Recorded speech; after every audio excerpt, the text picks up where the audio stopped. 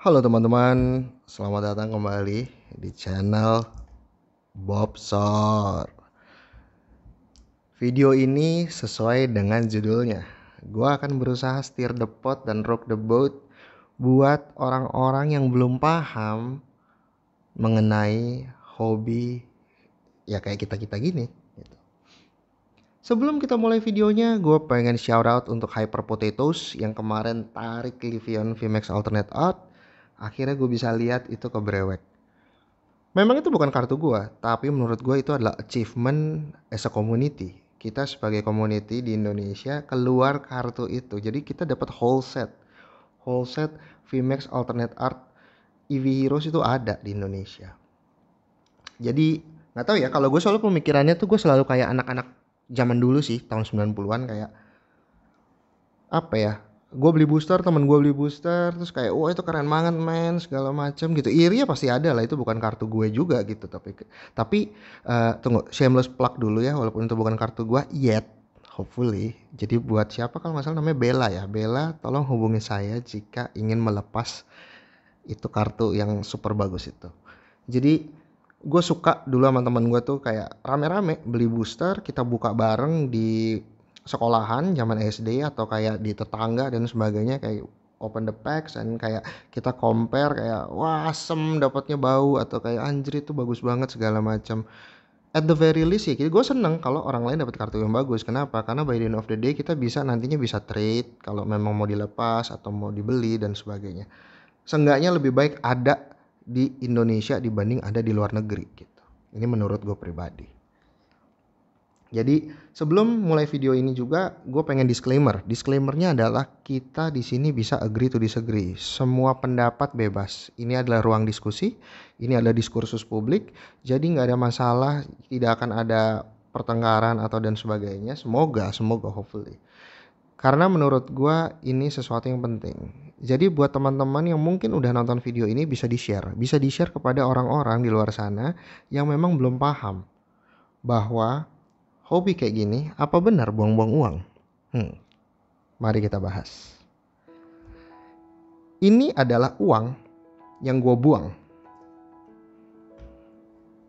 Dan ini adalah kartu yang gue dapat sendiri.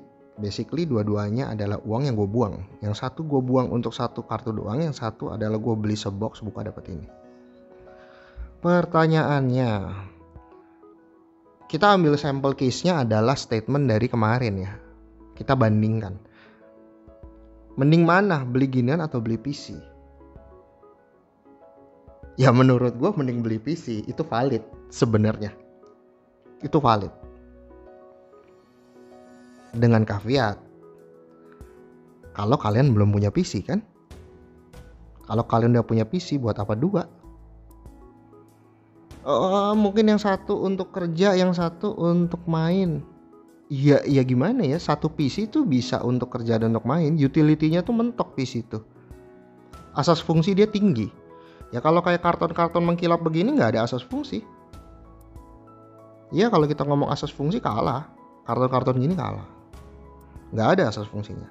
Tapi, nah ini yang banyak orang nggak tahu nih. Bagaimana kalau gue jelaskan? Future value, nilai di masa yang akan datang. Kalau kalian bicara PC dan karton-karton kayak gini, gue berani taruhan 20 tahun kita ambillah ke depan. Yang ini harganya akan jauh di atas harga gue beli. Tapi kalau PC, gue yakin banget harganya akan turun jauh di atas, di bawah harga kalian beli. Jadi kayak apa, K-shape curve, yang satu naik, yang satu turun. PC itu makin lama makin akan turun. Teknologi ada yang baru, jadi lebih murah, lebih bagus. Maka PC kalian lama-lama akan obsolete. Makanya selalu ada kata-kata upgrade PC. Kalau kayak gini, ya udah, secara fungsi ini mentok. Jadi kalian udah nggak perlu upgrade lagi gitu. Ya mungkin bisa upgrade secara kondisi ya. Aku pengen cari yang kondisinya paling sempurna. Ya paling, tapi barangnya sama gitu. Jadi kalau kita bicara future value, lebih untung mana sih? Lebih buang uang mana sih? Nah, Beda ya, kalau kalian beli PC untuk bekerja dan memang pendapatan kalian didapatkan dari PC tersebut, itu valid. Argumen kemarin tuh sangat valid.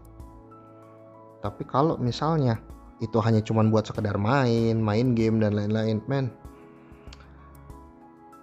kalau tujuannya menukarkan uang untuk kesenangan, gue rasa yang beli karton-karton gini pun juga dapat kesenangan. Jadi keduanya mendapatkan kesenangan yang sama di mata para penikmatnya. Jadi kalau udah seperti itu ya nggak ada masalah kan. Nah sekarang gue counter argumen. Ketika cuman masalah kenikmatan dari si penikmatnya itu sama atau nilainya seri, sekarang kita ngomong future value. Nah ini bukan sebuah riak, ini bukan sebuah kesombongan, ini hanya sebuah fakta. Gue pengen menjelaskan dan gue sengaja open ini. Gue akan open dan jujur soal ini biar orang-orang di luar sana paham. Biar orang-orang tahu bahwa kalau lu cerdas ya terhadap market kayak gini, kalau lu riset, kalau lu tahu, kalau lu berani ambil risiko nyebur ke market-market seperti ini bisa mengubah hidup kalian jauh, sangat-sangat jauh. Ini gua spend berapa? Berarti asumsinya ini satu box, ini gua beli singles, oke lah. Mungkin almost 5 million ya, 4 koma lah anggapannya. Ngapain buang duit segitu? Oke, kita ambil kasus yang sama. Ini adalah private deal ya. Kalau kalian tahu private deal itu adalah pembelian yang tidak terekspos. Dan ini adalah private deal, gue tinggal cari cara untuk mengirim ini ke US. Usually gue yang berangkat sendiri. Tapi dikarenakan COVID restriction and everything, ini gue gak bisa berangkat sendiri. Ini bukan kartu, tapi ini adalah salah satu contoh hobi yang bisa mengubah hidup kalian. Super Mario Kart SNES Sealed Black Label. Ini benar-benar raw. Gue udah dapet deal di 15,000 US dollars, 15,000 US dollar. Kalian lakukan math sendiri, matematikanya sendiri. Kayak gini, 15,000 US dollar, mendingan beli PC. No, gue mendingan punya ginian banyak dibanding punya PC. Kalau satunya 15,000 US dollar, ini raw. Bagaimana kalau gue grade? Makanya gue kayaknya mungkin kalau nggak COVID restriction, gue akan fly to US, drop this to Wara in person. Dan dia udah bilang minimum 9,4, I give you good money, 30,000 US dollar. Dan itu benar-benar udah just like that gitu. 30,000 US dollar. Kita bicarain 15,000 aja lah, karena 30,000 itu masih potensial kan. 15,000 US dollar itu lu bisa macam-macam. Lu bisa beli rumah, DP rumah, lu bisa beli juga bisa kan yang kecil-kecil gitu. Lu bisa buka warung, lu bisa buka usaha, lu bisa anything. Jadi buat teman-teman semua, jaga koleksi kalian. Karena kalian nggak tahu kedepannya berapa worth nilai dari koleksi kalian. Future value. Ini adalah salah satu contoh future value yang benar-benar gue nggak akan segan-segan dan capek ngasih tahu. Nilai di masa datang. Carilah hal-hal yang seperti ini. You have to be smart about our hobbies gitu.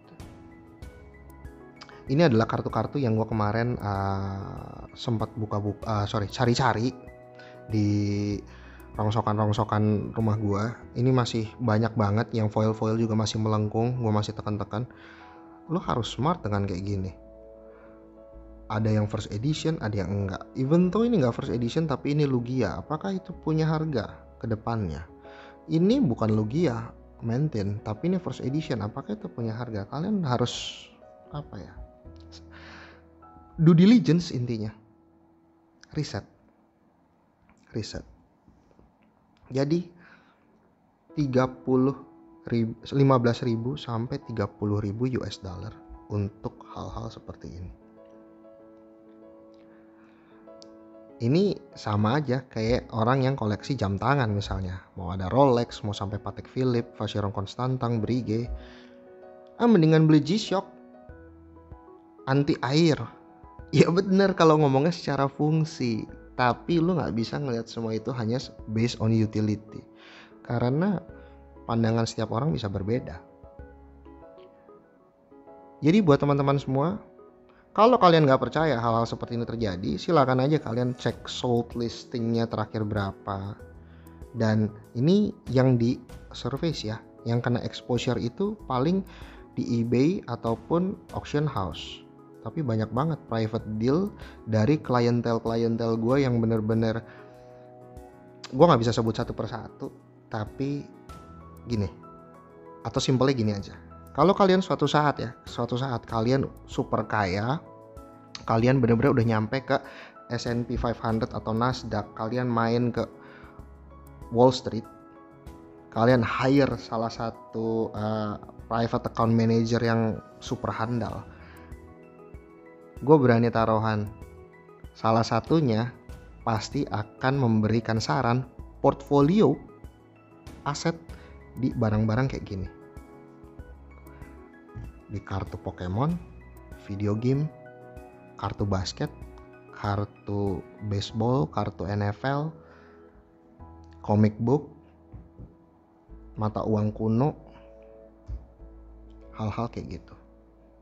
Jadi ini adalah sedikit video yang gue berusaha membuka mata teman-teman di luar sana.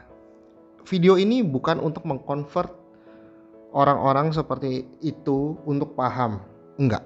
Tapi ini adalah sebuah video statement biar kita stand our ground bahwa hobi kita ini adalah hobi yang positif, bukan hobi yang negatif.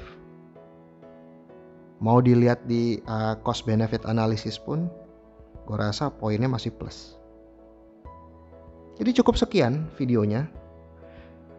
Jadi kalian bisa share video ini kepada yang lain buat orang-orang yang mungkin pada belum paham.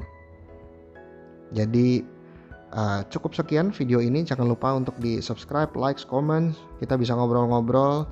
Dan mungkin karena gue akan agak sibuk di full minggu ini, jadi mungkin baru hari Minggu ke Senin biasanya itu kita akan brewek booster boxes. Oh ya, dan jangan lupa ikut terus LBB-nya teman-teman yang mengadakan.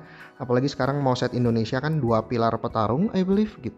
Gue sendiri I don't deal much di Jepang ataupun I don't deal much in Indonesian cards gitu. Gue selalu di Jepang sama English. Tapi mungkin gue akan masuk ke Indonesia. Alasannya apa? Karena gue lihat teman-teman yang buka dan cuttingnya atau kualitinya super bagus. Ceiling Rain tuh aduh piece of shit lah kualitinya, bener-bener udah kayak E-series. Jadi mungkin 2 pilar petarung ini gue akan angkut.